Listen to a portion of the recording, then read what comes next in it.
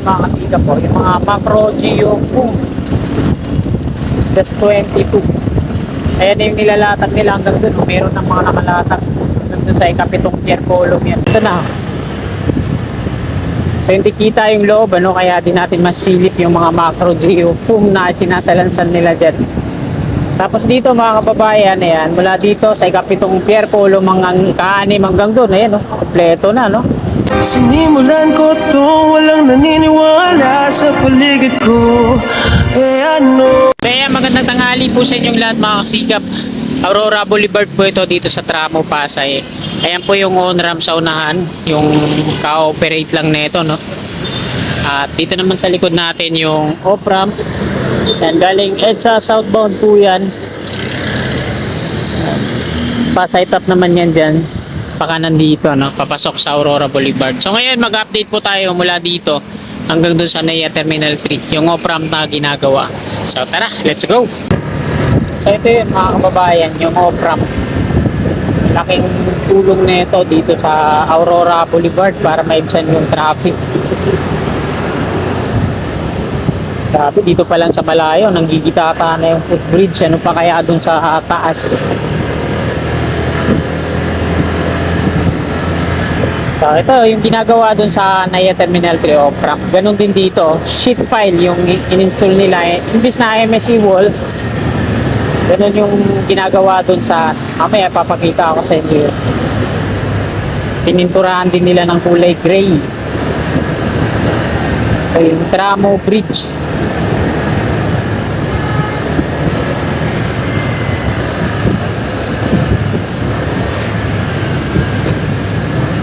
Ano, ginawa ng parkingan talaga dito, no?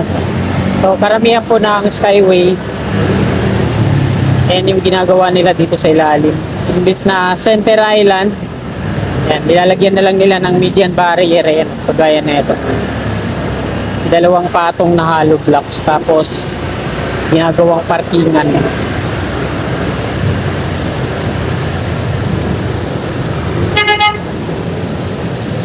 So hindi pa tapos dito yung may nilad sa kanilang ginagawang pipe laying.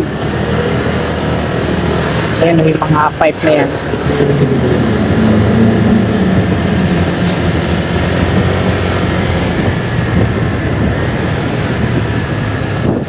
Ito yung viaduct niya.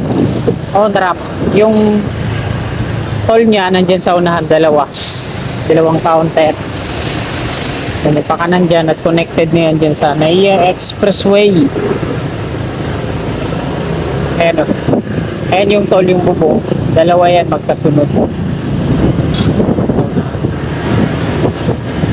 So yung pakanan, NAIA Airport Road. At yung pakaliwa naman na Andros Avenue. So Andros Avenue tayo. Philippine Airlines na yan dyan sa unahan.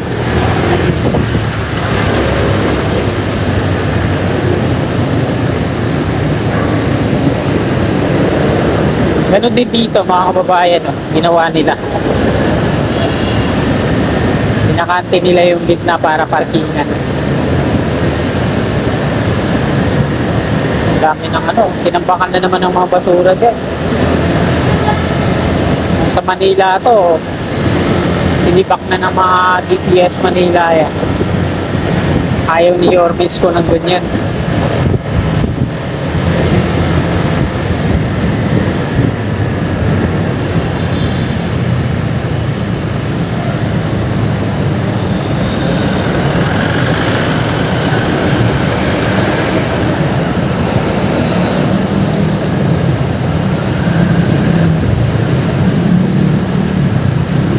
Kaya pag malakas yung ulan, ay yung ano, yung hangin, tangayin niya silang dalawa.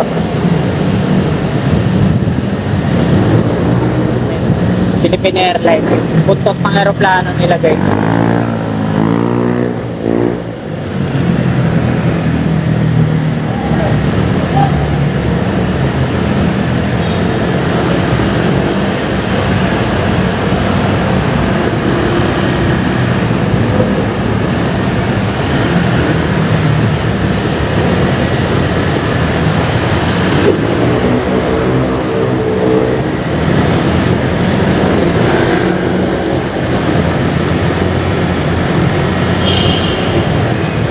Andros Avenue. Ito yung part na laging malaking baha pag malakas yung ulan. Tapos may sama ng panahon dito sa part na to. Pakita ko po muna dito.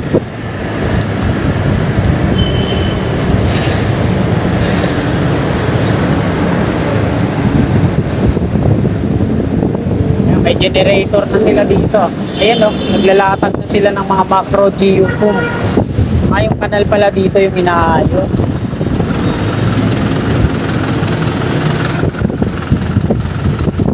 Ayan mga kasiga po, yung mga macro geofoam. Just 22.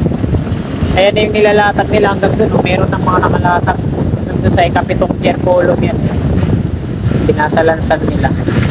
So, bubundok yung mga macro nung nakaraan dati dito. Isa-isa na nilang ilatag yun dun.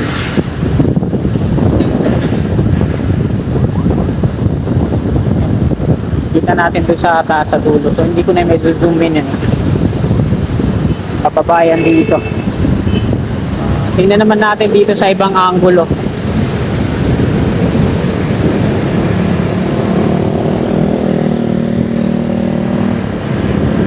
Nangyari kasi mga ano.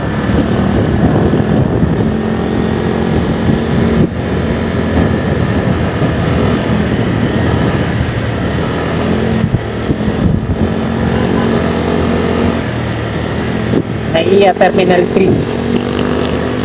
NAIA Expressway. At eto na. So, hindi kita yung loob, ano, kaya di natin masilip yung mga macro geofoam na sinasalansan nila dyan.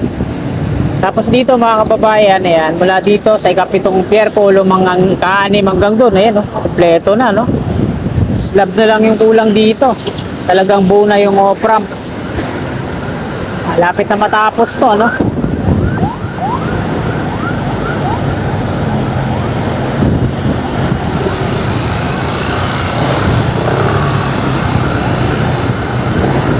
Doon sa kaliwa. So ikot tayo, mag-u-turn tayo dun sa unahan.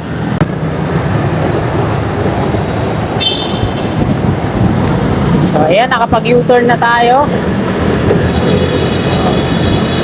Tingnan naman natin dito na malapitan.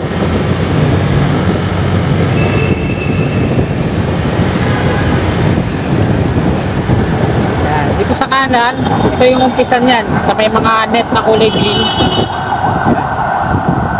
Tapos na 1, 2, 3. So tatlo na nga lang yung hindi pa na-installan dito. Mga steel girders ito. Ay apat pala, sorry. Okay. Yes na, no?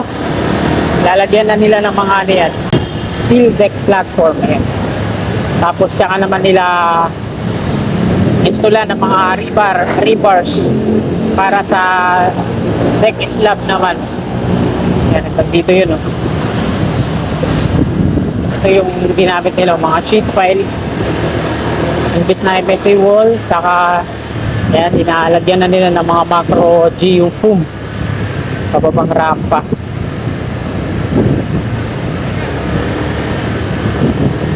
Ayan, nakaikot na tayo, no?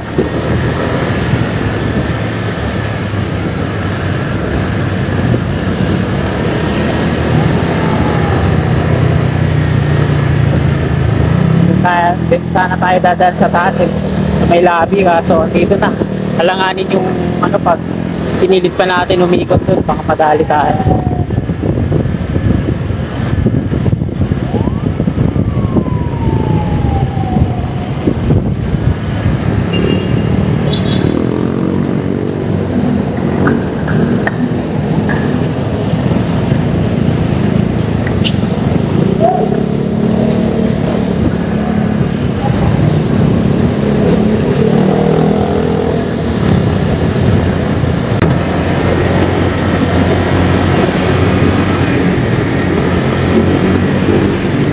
So dito tayo mag-end ang ating video sa may gate 3.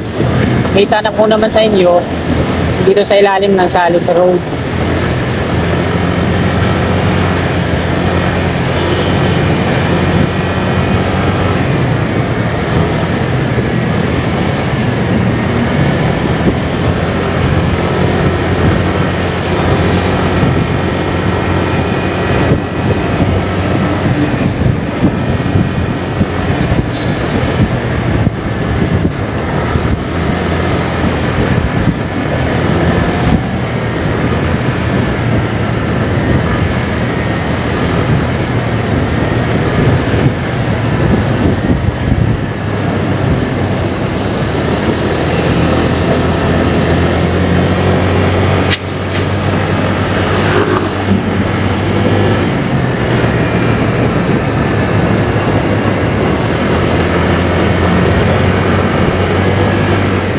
naman yung PAF Aerospace Museum.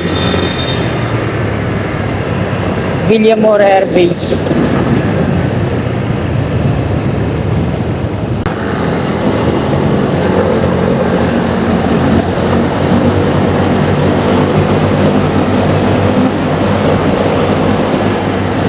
So ito na makakasikap dito sa ilalim.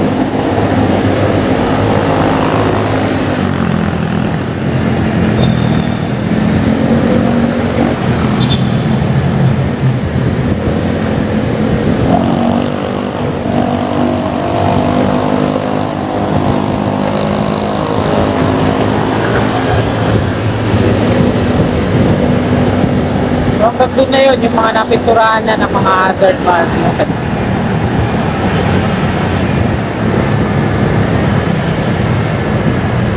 Gate 2 ng Villamor Air Base.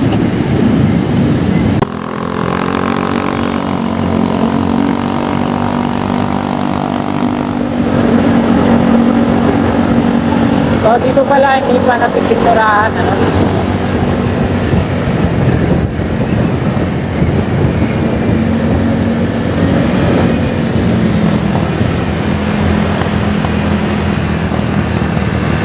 At ayan, Salis Interchange na yan dyan sa unahan.